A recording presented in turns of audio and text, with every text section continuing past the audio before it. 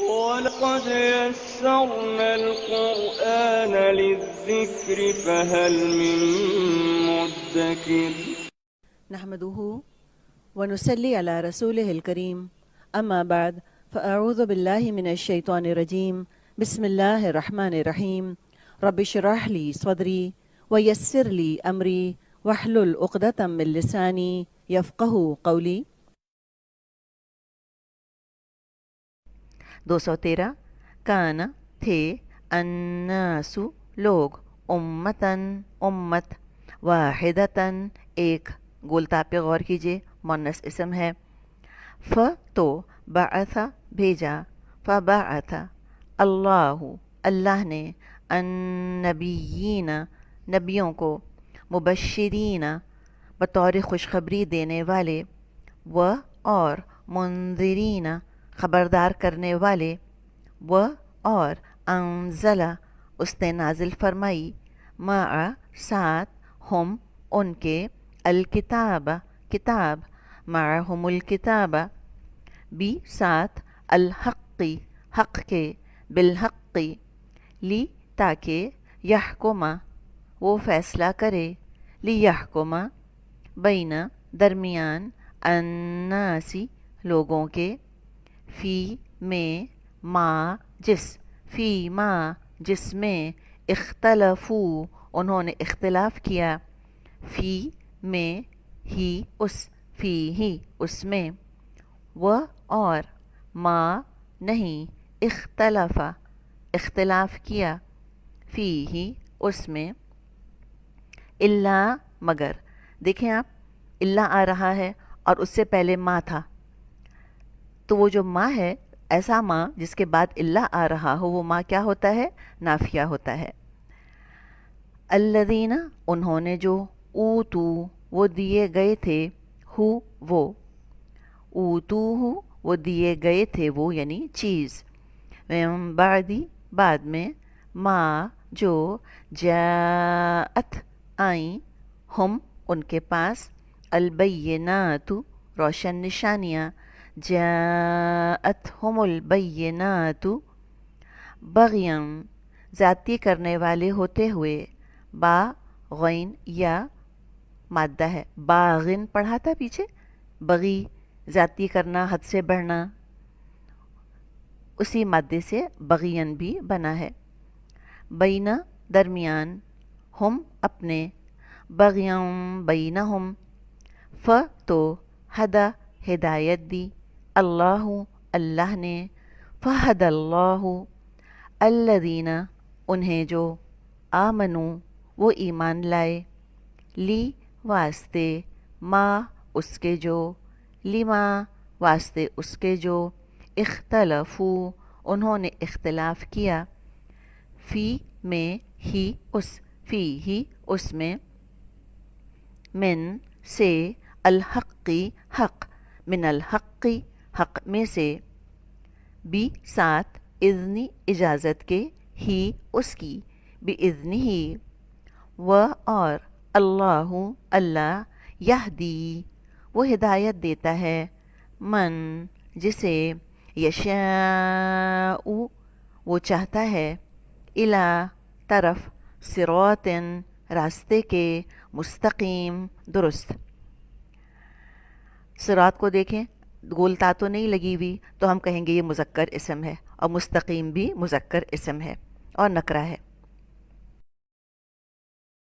اعوذ باللہ من الشیطان الرجیم بسم اللہ الرحمن الرحیم رب اشرح لی صدری ویسر لی امری واحلل عقدۃ من لسانی یفقہوا قولی رب یسر ولا تعسر وتمم بالخیر اللہم فقہنا فی الدین ربی زدنی علما یا مقلب القلوب ثبت قلبی علی دینک آمین یا رب العالمین السلام علیکم ورحمۃ اللہ وبرکاتہ اللہ سبحانہ و تعالیٰ کی توفیق اور اللہ سبحانہ و تعالیٰ کی رحمت کے ساتھ ہم آج کے اپنے لیسن بہت ہی خوبصورت آیت سورۃ البقرہ کی آیت نمبر 213 213 213 جو ہے اس کے مختصر تفسیر دیکھیں گے اور تزکیہ کریں گے اس نیت کے ساتھ کہ اللہ سبحانہ و تعالیٰ اسے ہمارے لیے پڑھنا، اسے ہمارے عمل میں لانا اور عمل کے ساتھ اسے دوسروں تک پہنچانا آسان کر دیں، آمین۔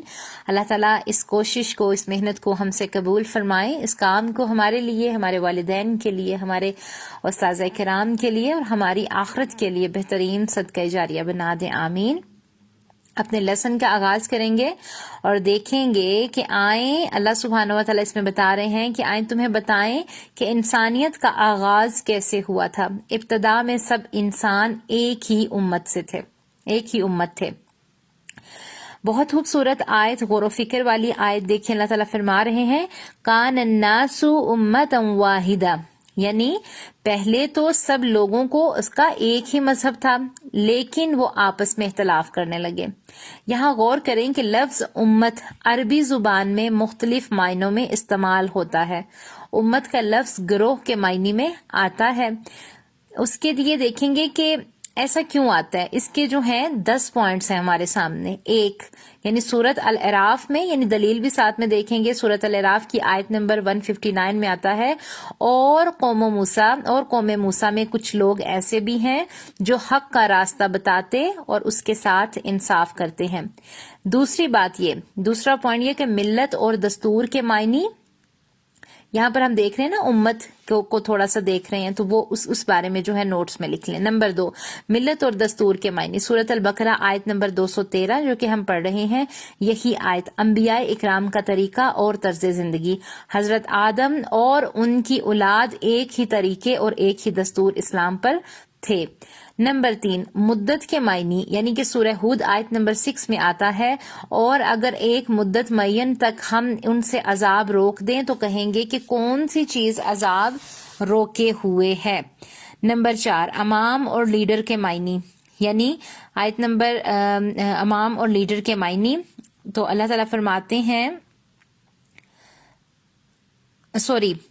پانچویں قسم جو ہے وہ قائن، یعنی کہ نوح کے معنی سورت الانعام آیت نمبر 38 میں آتا ہے اور باقی جو نمبر 6 پہ ہے، اور زمین میں جو چلتے پھرنے والے حیوان یا 2 پروں سے اڑنے والا جانور ہے، ان کی بھی تم لوگوں کی طرح جماتے ہیں۔ نمبر 7، کسی چیز کی اصل اور ابتدا کے معنی، سورہ زخرف آیت نمبر 4 میں آتا ہے اور یہ بڑی کتاب یعنی لوح محفوظ میں ہمارے پاس لکھی ہوئی اور بڑی فضیلت والی ہے۔ نمبر 8، جس کی طرف چیز لوٹتی ہے یعنی کہ انجام، سورت القاریہ آیت نمبر 9 اور 8 میں آتا ہے، جس کے وزن ہلکے ہوں گے اس کا مرجع حاویہ ہے۔ نمبر 9، ماں کے معنی، سورہ نجم آیت نمبر 32 میں آتا ہے اور جب تم اپنی ماؤں کے پیٹ میں بچے تھے۔ نمبر 10، امت محمدیہ کے لیے بھی آیا کہ سورت آل عمران آیت نمبر 110 میں آتا ہے، مومنو جتنی امتیں یعنی قومیں لوگوں میں پیدا ہوئیں تم ان سب سے بہتر ہو کہ نیک کام کرنے کو کہتے ہو اور برے کاموں سے منع کرتے ہو۔ تو ہم امت مسلمہ جنہوں نے اللہ کے آگے سر جھکایا اطاعت گزار بندے ہیں، الحمدللہ۔ یہ تمام جو پوائنٹس بتائی یہ کیا ہیں کہ یہ لفظ امت یعنی کہ جو عربی زبان میں مختلف معنوں میں استعمال ہوتا ہے، امت کا لفظ گروہ کے معنوں میں آتا ہے، ہم نے اس کے یعنی کہ گروہوں کے حوالے سے اس حوالے سے قرآن سے ریفرنس لیے۔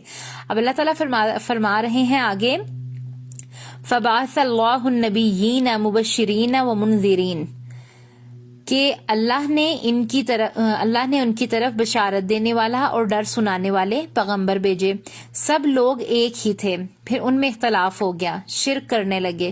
عربی زبان کا یہ اسلوب ہے، اصلیت ہے کہ لفظ لکھا نہیں ہوگا لیکن معنی میں آئے گا، یعنی لفظ حذف سے ہے لیکن معنی میں آتا ہے۔ اللہ نے روحوں سے وعدہ لیا تھا، اللہ نے سب انسانوں سے وعدہ لیا تھا۔ حضرت آدم علیہ السلام سے حضرت نوح تک 10 صدیاں گزر گئیں، لوگ اسلام پر تھے، لیکن پھر نیک لوگ جب فوت ہو گئے، جیسے لات، منات، عزا، یہ سب بزرگ تھے، آج کے پنجتن پاک سمجھ لیں، لیکن شیطان نے پٹی پڑھائی کہ ان کی شبیاں بنا کر گھر میں رکھ لو تاکہ تم بچ جاؤ. آج کا یہ رسول پاک صلی اللہ علیہ وسلم کے جوتے کی شیبہ لوگ بناتے ہیں. تھوڑا غور و فکر کریں ان باتوں پہ. پھر آہستہ آہستہ لوگوں نے برکت کے لیے ان کے بت بنا کر گھروں میں رکھ لیے. پھر شیطان نے یہ سکھایا کہ دیکھو مانگنا تو اللہ سے ہی ہے نا تم نے, تو یہ مورتی تمہارے سامنے رکھ لو, اس کی برکت بھی ہوگی, نیک بندے کی مورتی ہے, شاید دعا سنی جائے. اور پھر اس دن سے دنیا میں شرک آ گیا, پھر عبادت خانوں میں بت رکھ دیے گئے. آگے اللہ تعالیٰ فرما رہے ہیں وَأَنزَلَ مَعَهُمُ الْكِتَابَ بِالْحَقِّ لِيَحْكُمَ بَيِّنَ النَّاسِ فِيمَا اخْتَلَفُوا فِيهِ, اور ان پر سچائی کے ساتھ کتابیں نازل کی تاکہ جن امور پر لوگ اختلاف کرتے تھے ان کا ان میں فیصلہ کر دے. جب بھی کہیں یاد رکھیں اختلاف ہوگا, فیصلہ کتاب اللہ تعالیٰ کی ہی کرے گی. آج بھی امت مسلمہ میں اختلاف ہے تو اس کا فیصلہ ہم قرآن و سنت سے ہی کریں گے, تبھی ہمارے مسئلے آسان ہوں گے. اگر ہم اس وقت 4 ائمہ اکرام کے نام پر بٹے ہوئے ہیں, امت میں اختلاف ہے, چاروں کی رائے کو جمع کیا جائے, پھر قرآن اور احادیث سے اس کی دلیل لی جائے, جس امام کی بات قرآن و سنت کے قریب ترین ہے اس کی بات مان لی جائے, پھر اس پہ اختلاف نہیں رہتے. بات بہت آسان سی ہے, لیکن سمجھ آ جائے تو کسی بھی انسان کا علم مکمل نہیں ہے, اس لیے قرآن اور حدیث کی دلیل سے کی گئی بات ہی مان لینی چاہیے. آگے اللہ تعالیٰ فرما رہے ہیں وَمَا اخْتَلَفَ فِيهِ إِلَّا الَّذِينَ أُوتُوهُ, اور اس میں اختلاف بھی انہی لوگوں نے کیا جن کو کتاب دی گئی, اور باوجود یہ کہ ان کے پاس کھلے ہوئے احکام آ چکے تھے, اور یہ اختلاف انہوں نے صرف آپس کی ضد کی وجہ سے کیا, اور جس امر حق میں وہ اختلاف کرتے تھے اللہ نے اپنی مہربانی سے مومنوں کو اس کی راہ دکھائی.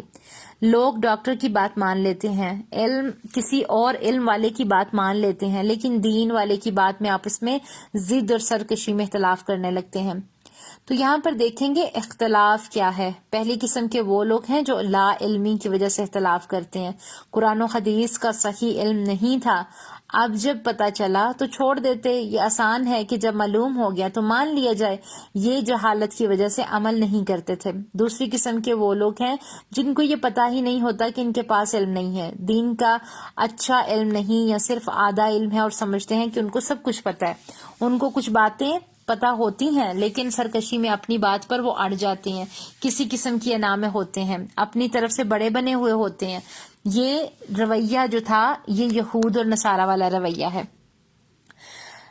ان کو پتا تھا کہ دین اسلام سچا ہے, نبی سچے ہیں, لیکن وہ اپنی ضد سے انکار کرتے تھے. حضرت صفیہ رضی اللہ تعالیٰ عنہ نبی صلی اللہ علیہ وسلم کی زوجہ محترمہ بتاتی ہیں کہ ان کے والد اور چچا یہودی سردار تھے, لیکن وہ خود کہتے تھے کہ اگر ہم نے رسول اللہ صلی اللہ علیہ وسلم کی بات مان لی تو سارے یہود مسلمان ہو جائیں گے. دونوں اپنی ضد اور سرکشی کی وجہ سے, سرداری کی وجہ سے نہیں مانے. حق یاد رکھیں اپنی بات منوا لیتا ہے. جو درخت کے ساتھ لگے رہتے ہیں وہی پھل پکتے ہیں, وہی پھل رسیلے ہوتے ہیں, وہی پھل رسیلے عام بن جاتے ہیں, اور باقی بور جڑ جاتا ہے. آپ دلیل دیکھ کر بات مان لیں, پہلے معلوم نہیں تھا اب پتہ چل گیا, اب عمل میں بدل جائے گا. مثال دیکھیں کہ ایسی بہت سی مثالیں ہمارے آس پاس جو ہیں موجود ہوتی ہیں. حضرت عمر رضی اللہ عنہ کے ہاتھ میں تورات کا ایک صفحہ تھا تو نبی صلی اللہ علیہ وسلم نے پڑھنے سے منع فرما دیا. ہمارے لیے قرآن ہی کافی ہے. تورات, زبور اور انجیل کا صحیح حصہ قرآن میں موجود ہے. بہت سی ایسی مثالیں ہیں جو کہ ہمارے سامنے ہیں. آگے اللہ تعالیٰ فرماتے ہیں وَاللَّهُ يَهْدِي مَن يَشَاءُ إِلَىٰ صِرَاطٍ مُسْتَقِيمٍ, اور اللہ جس کو چاہتا ہے سیدھا راستہ دکھاتا ہے. یعنی کہ جن کو پتہ نہیں تھا وہ کہتے ہیں کہ پہلے صرف شرک تھا, پھر اسلام آیا. قرآن ہمیں بتاتا ہے کہ پہلے سب مسلمان تھے, پھر شرک میں پڑ گئے. لیکن ایک جماعت ایسی ہے جس کو اللہ نے ہدایت دی, جو تعصب سے پاک ہے, دل سے اللہ تعالیٰ اور رسول اللہ صلی اللہ علیہ وسلم کی اطاعت گزار ہے. اللہ تعالیٰ ہمیں اپنی اطاعت پر رکھے. اللہ سبحانہ و تعالیٰ ہمیں اپنے بہترین چنے ہوئے لوگوں میں شامل فرمائے, اور ہمیں اپنی اطاعت کرنے والا اور اپنے نبی حضرت محمد مصطفیٰ صلی اللہ علیہ وسلم کی اطاعت کرنے والا بنائے. آمین یا رب العالمین. سبحان ربک رب العزت عما یصفون وسلام علی المرسلین والحمد للہ رب العالمین. السلام علیکم ورحمۃ اللہ وبرکاتہ.